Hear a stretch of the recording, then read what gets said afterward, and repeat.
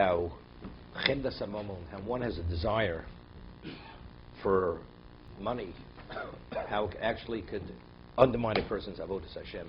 Your mind is totally preoccupied with worry and with interest of increasing your possessions. As he concluded, marbid nechos marbid dago. The more possessions you have, the more worry you have. Yisrael of chemdas hakavod. Even more than that is the desire for honor. Bereishis once said, told me, he says, when you get older, you lose interest in everything. No, the material becomes less important. But kavod, honor, as old as you are, it's something you're still sensitive to. That a person never loses his desire for honor.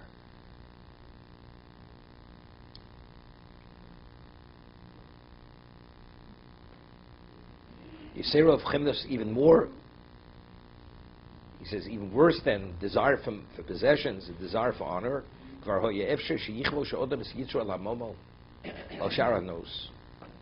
person could suppress his inclination for money or other pleasures. You force yourself.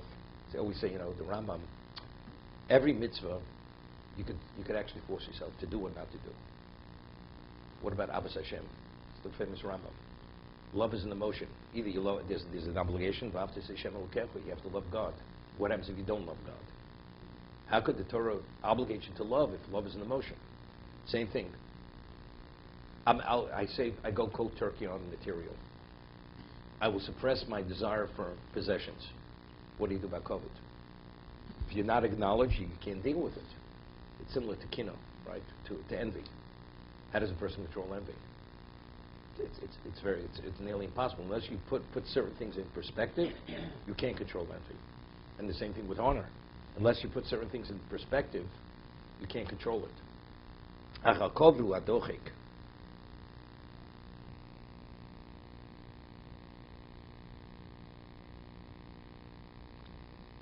He says, for he cannot endure seeing himself inferior to his peers. Sometimes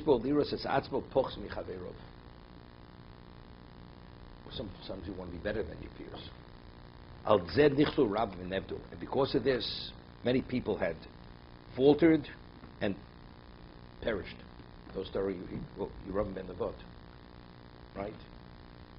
Yeravim ben Nevat was appointed by the Navi to be Melech Yisrael, to be the king of Israel when the kingdom was divided. What happened?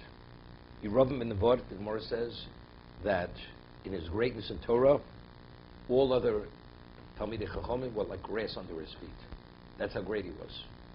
But yet he went and introduced idolatry to Klal Yisrael. He was Chotei Machtis Harabim. Why was he Chotei Machtis Harabim? Because he was covered. Because he said, what's going to be the 8th year of the sabbatical year when the king reads Mishnah Torah?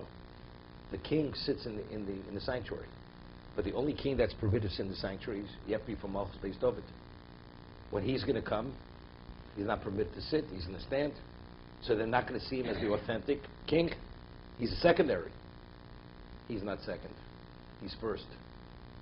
No one will go to the Beis Hamikdash. He put centuries on the road, and anybody who attempts to go to Be'olah Regel would be killed.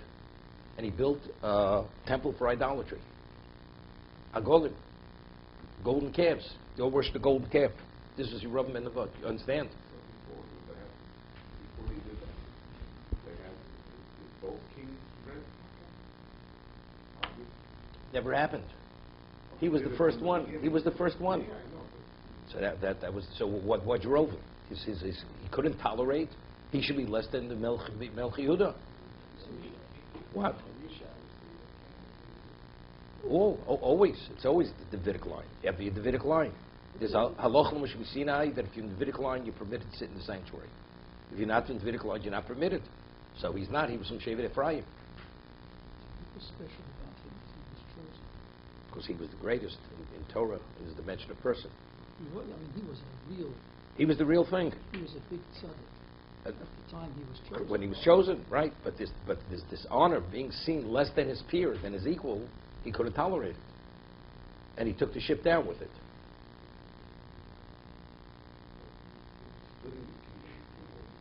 That's because the Jews want that. That's because it's the Gemara Shabbos. Why? That was only circumstance. Because there was a story with David where he suspected someone doing something. Because of that, Hashem says your kingdom was going to be divided. After he went into David was a fugitive from his son. Hashem wanted to kill his father. During that period of time, the question is who joined that mutiny? He suspected one of Shaul's sons, that he was part of it. And it was a baseless, because there was a Canaanite slave by the name of Tziva had told David something, and he accepted the Lashon Hara. He accepted it on Bereishis. Because he came to him, he was disheveled, whatever it was. He took that as a disrespect, and he believed, Hashem says, because of that, your kingdoms are going to be divided. So it only manifested itself, the story with Shlomo's son, that the kingdom was divided. But it was meant to happen already because it was something David had done. It wasn't going to remain intact. It was Api Hashem. Yeah, I know what you're saying. Because there's no such thing as two kings. We have one king representing one king representing the other. So what you're saying is, why wasn't the Navi the king of The Navi, northern it's not the kingdom? Why Navi. didn't The Navi is a prophet. It's what God wanted. This wasn't the prophet's decision. Hashem says, now we're going to have two kingdoms. He should be the one to be chosen. That was the end of the story. There's a famous word from Chaim Shmulevitz. You know, if Rabbi B, he gets all excited. So Rav Chaim Shmulevitz, he says, the Gemara says in Sanhedrin, that HaKadosh Baruch Hu says to Yerovam, that you, Ben Yishai, and I, we will stroll in Gan Eden together. Wait a second. Let me get the end. So Sharm is not saying something Rav Chaim Shmulevitz said. So he says, you and Yishai and I will stroll together in Gan Eden. So Yerovam Ben God says, what did you say? He says, Ben Yishai, you and I will stroll in Gan Eden. He switched the order. So the question is, so Yerovam Ben says, if Ben Yishai goes before me, I'm not interested. It's more Sanhedrin, which we didn't learn. So yes, but Hashem originally said, Ben Yishai, you, Ben Yishai second, and I. So why do you ask Hashem to repeat it? Because when it comes to Kavod, you like to hear it again. That's what he said. So therefore, when he asked for the repeat, now you're second. You're not first any longer.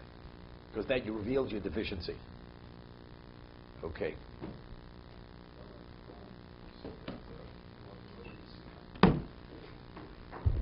The straps. Oh.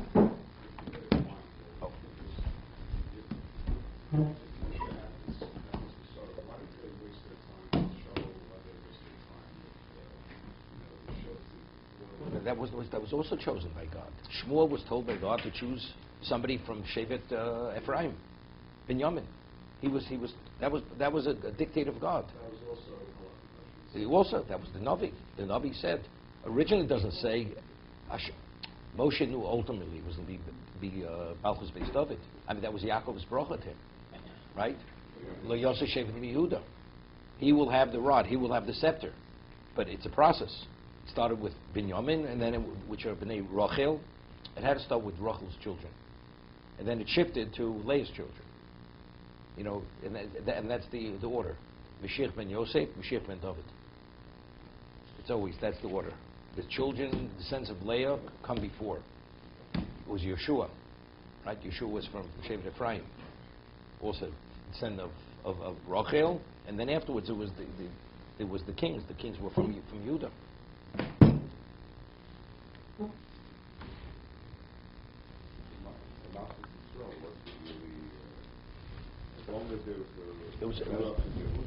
But it was a real king. It was a real king.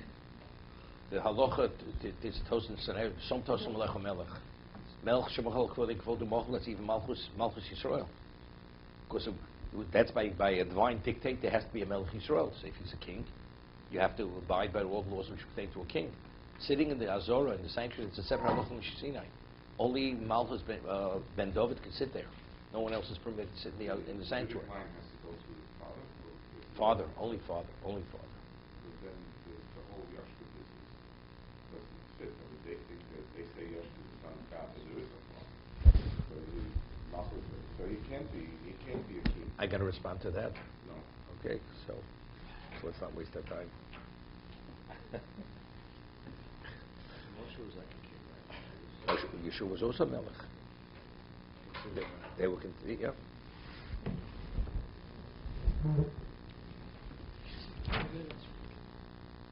Get ready to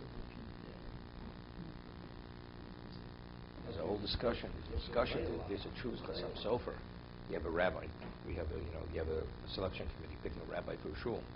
But if a shul has a rabbi and the rabbi has a son who's qualified to be the rabbi, does he automatically, by succession, is he appointed to be the replacement of his father? If he's qualified, so he brings proof that he does. If he qualifies and he meets the standard of the community, they can't choose someone else. Cannot choose by right. This choose someone who has to do with Moshe Rabbeinu. Moshe Rabbeinu originally believed his son should be his successor. Hashem says no. It's Yeshua ben Nun, because his son doesn't qualify. Doesn't meet. It doesn't have the qualifications of what the leader should be. But if he would have had them, even though Yeshua may have been greater in certain areas, just because you're greater doesn't mean to say that you pass over the one who qualifies. This came up in Europe very, very often. No, that's a private enterprise. You don't want, so go somewhere else. You want creation, so go make your own dynasty. This is the over a community, right? This is what we call non-profit. Okay.